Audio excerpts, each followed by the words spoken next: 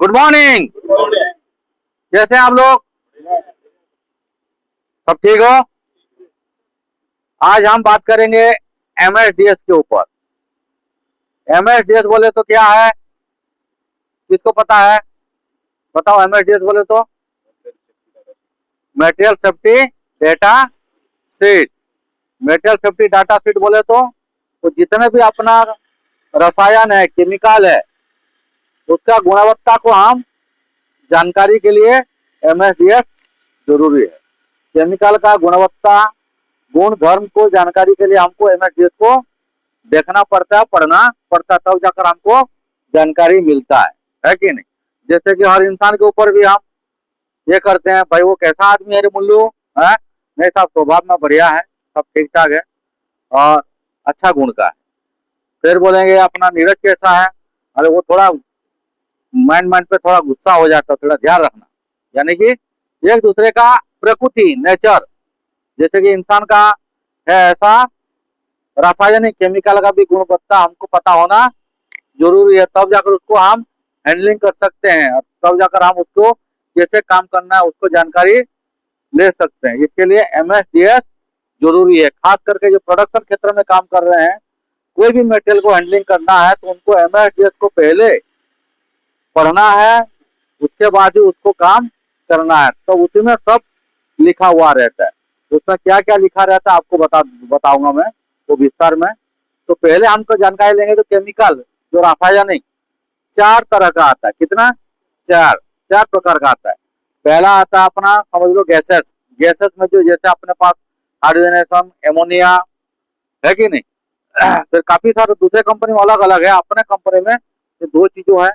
फिर अपना QC lab में आर&डी में आता है नाइट्रोजन, ऑक्सीजन, ये सब गैसेस में आता है। उसके बाद आता है कोरोजिव मटेरियल। कोरोजिव मटेरियल कैसा है कि खाद खुजली कहीं पर शरीर में पड़ता है तो उसमें भी जल सकते हैं। उसके बाद आता है टॉक्सिटी। टॉक्सिक मटेरियल बोले तो जो कि अपना कार्डिक फेफड़े को नुकसान करता है, गैस लगता है हमको, वो टॉक्सिटी मटेरियल होता है। उसके बाद आ जाता है अपना फ्लेमेबल मटेरियल। फ्लेमेबल बोले तो जलने वाला मटेरियल। ऐसा कोई मटेरियल है कि खुद जलता है, दूसरे को भी वो जला सकता है। तो ये प्रकार का सब कुछ गुण कहाँ से हमको मिलता है? एमएसडीएस के ऊपर। ठीक है, कोई भी मटेरियल आया, खास करके सिक्योरिटी डिवीजन में बता दूं, उसके ऊपर लिखा रहता है कि ये मटेरियल है, कि आपके पास एचसीएल मटेरियल आया, कि सल्फ्यूरिक आया, कि सिटीएमसीपी आया, मेथनॉल आया, जो भी आया वो लिखा हुआ रहता है। सपोज लो आपको लिखा हुआ नहीं है, आपके पास चला नहीं है, तो आप कैसे जानकारी लोगे कि ये मटेरियल है? उसका टैंकर बॉडी के ऊपर भी लिखा रहता है। कुछ ऐसा रहता है जैसे कि कोरोजिव मटेरियल में है तो उसमें क्या लेके आ सकता है? सल्फ्यूरिक एसिड भी लेके आ सकता है और एचसीएल भी लेके आ सकता है। तो आपको तो पता नहीं चलेगा कि क्या लेके आया है, तो उसमें लिखा भी होगा एचसीएल, लेके आ जाएगा सल्फ्यूरिक एसिड। लेकिन कुछ ऐसा मटेरियल है जो कि उसके लिए स्टैंडर्ड है और वो स्टैंडर्ड के हिसाब से वो मटेरियल वो लेके एक जगह से दूसरी जगह लेके आना आता है। वो अलग अलग केमिकल है। ठीक है, तो ऐसा भी रहता है। उसके बाद एलआर का बिल रहता है, उसके ऊपर भी आप जानकारी ले सकते हो कौन सा मटेरियल है। सपोज लो कि आपको कोई भी चीज आपके पास नहीं है, चालान नहीं है, इनवॉइस नहीं है, एलआर कॉपी नहीं है, ये अपना टैंक के ऊपर कुछ भी उसका आइडेंटिफिकेशन में पता नहीं चला, नहीं तो दूसरा मटेरियल लिखा है, दूसरा लेके आया है, तो उसके पास एमएसडीएस होना जरूरी है। अगर एमएसडीएस होगा तो आप पता कर सकते हो कि इसमें कौन सा केमिकल आया हुआ है। ठीक है, तो उसका इंपॉर्टेंस क्या है आपको बता दूं। एमएसडीएस का यही इंपॉर्टेंस है कि हमको मटेरियल का जानकारी। तो एमएसडीएस में टोटल 16 कंटेंट रहता है। कितना? 16 कंटेंट है उसमें। ठीक है, 16 कंटेंट में पहला कंटेंट का नाम क्या रहता है कि उसका मटेरियल का नेम कोड।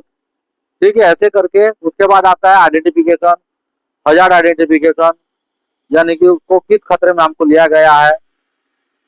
उसके बाद लिया जाता है फास्टेड हजार्ड क्या है।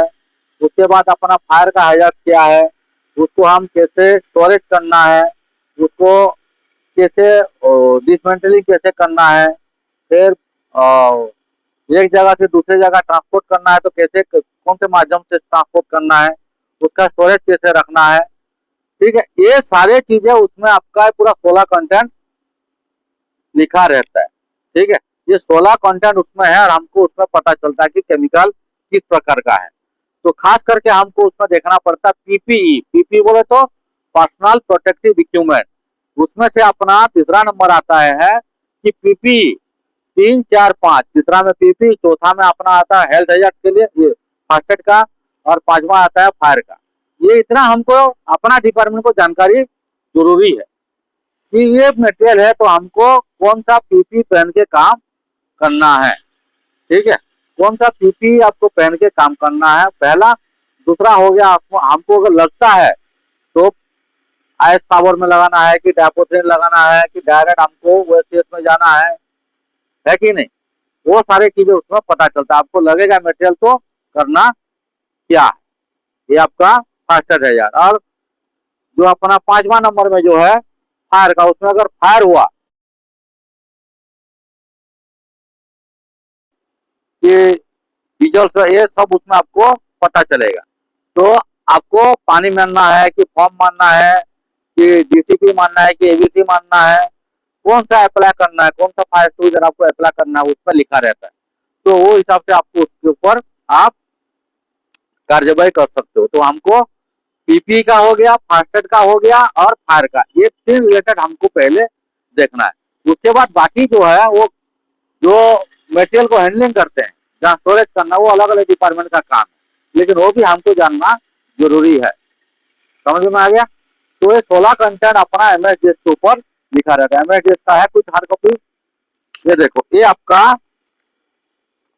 सेफ्टी डाटा सेट, ये हिसाब से आपका ये उसमें लिखा रहता है। ये पेपर आपका हर टैंकर जो केमिकल जो वाहन चलाते हैं सबके पास ये टैंकर रहता है।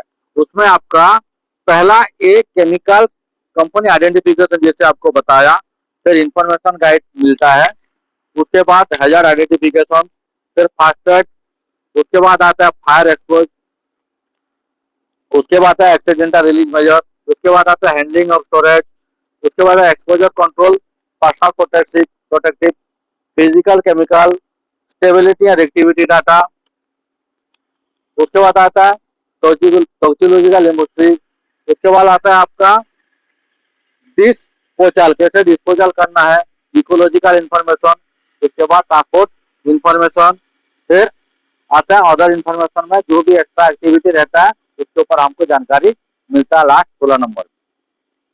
समझ में आ गया? कहीं डाउट एमएसडीएस के ऊपर? कहीं doubt? Clear? Okay, thank you. Good, सावधान।